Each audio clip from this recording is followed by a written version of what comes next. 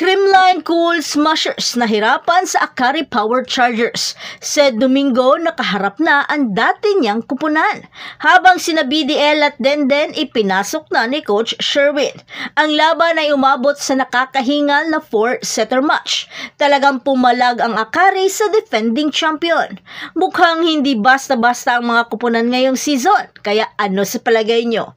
Mahihirapan kaya ang Creamline sa pagdepensa sa kanilang titulo?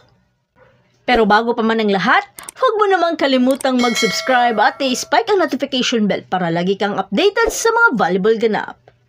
Isang napaka-intense na bakbakan ang natunghayan ng mga fans sa laban ng Creamline Cool Smashers at Akari Power Chargers. Pero ang bakbakan ay natapos sa 4-setter match sa score na 25-22, 21-25, 25-22 at 25-19 sa 2024 PVL All-Filipino Conference na ginanap sa PhilSports Arena. Ang 3 beses na PVL MVP na si Tots Carlos ay nakapagtala ng kahangahangang 31 points including 30 attacks and 1 service ace sa 55% attack efficiency nito at minarkahan ang kanyang pinakamataas na scoring output sa liga mula noong 2019, kung saan nagpalabas siya ng 29 na marka sa 5 set na panalo ng Motolite laban sa Bangko Pilipinas. At dahil hinahanap ng mga fans ang ikalawang laro ng Cool Smashers sa season na ito, ay minarkahan na sa wakas ang unang laro ng mga Chocomucho Star na sina Bea De Leon at Denden Lazaro Revilla na may 5 points at 11 excellent reception. Ang paglipat ng dalawa na galing sa ube patungo sa pink side ay nagkaroon ng smooth transition sa kanilang unang laban, habang marami naman ang nasiyahan sa pagbalik tambalan ng alay din na ngayon ay may pareho ng suot na kulay na jersey. Pero hindi rin naman sila binigyan ng madaling panalo. Talagang pumalag ng husto ang Akari sa kanilang bakbakan. Bagamat madali nilang nakuha ang first set, pero nag-iba ang takbo ng bakbakan sa second set. Nang pinasok na nila si Sed Domingo sa court, tinapatan naman ng Creamline at pinapasok din nila si BDL. Kaya ang laban ay dikdikan at sobrang higpit ng bakbakan. Sa puntong ito, ilang beses rin nagtabla ang score. Ang karagdagan nila Sultones at Domingo ang nagbigay buhay sa Akari upang pumalag sa defending champion.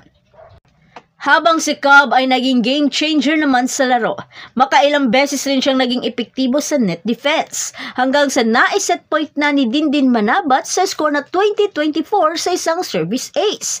Samantalang si Pons ay nagka-service error naman dahilan upang tuluyan ng makuha ng Akari ang panalo sa second set sa score na 21-25. Bagamat limit lang ang attacking point na nagawa ng Akari kaysa sa Creamline, na offset ito sa rami ng unforced error ng Creamline at sa dami ng blockings na nagawa at service ace naman ng Akari. Kaya sa third set, siniguro na ng Creamline na ang momentum ay mapupunta na sa kanila.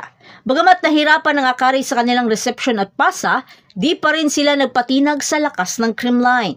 Pero this time, ramdam ng Akari ang pagkawala ni Hazareno, habang si BDL ay pinakita ang kanyang floor defense at ang husay nito sa service department.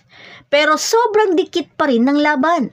Sa score na 22-21, dito na mas nawalan ng receive ang Akari dahil sa mga mabibigat na service aces ng Cool Smashers. Hanggang sa na-set point na ni Gemma Galanza sa isang combination play at isang sharp cross-court attack naman na galing kay Super Tots, kaya nasungkit ng Creamline ang panalo sa third set sa score na 25-21. Sa fourth set, nawala na ang sigla ng Akari this time at tuluyan ng iniwan ng Creamline, kaya binalasa na ni Coach Rafi ang kanyang lineup, pero di pa rin sapat upang pigilan ang Creamline. Bagamat pinilit ba ni Sultones, Dindin at Sharma na habulin ng score, pero Tots Carlos ayaw paawat sa kanyang mga sharp cross-court attack. Habang nagbigay naman ng isang error attack si Dindin Manabat, kaya nakuha ng tuluyan ng Creamline ang panalo sa score na 25-19. Bagamat natalo man ng isang set ang reigning champion kontra sa Akari, nagbigay naman ng 4 na puntos ang dating Cool Smashers na si Sed Domingo. Sa ngayon, ang Creamline ay nasa pangalawa na nilang panalo at sila na ngayon ang nangunguna sa rankings. Habang ang Akari ay wala pang naipanalong laban sa loob ng 2 laro at nasa pang-8 rankings. So that's it. Thanks for supporting this channel and please don't forget to like and subscribe and spike the notification bell para lagi kang updated sa mga valuable ganap. And thanks for watching.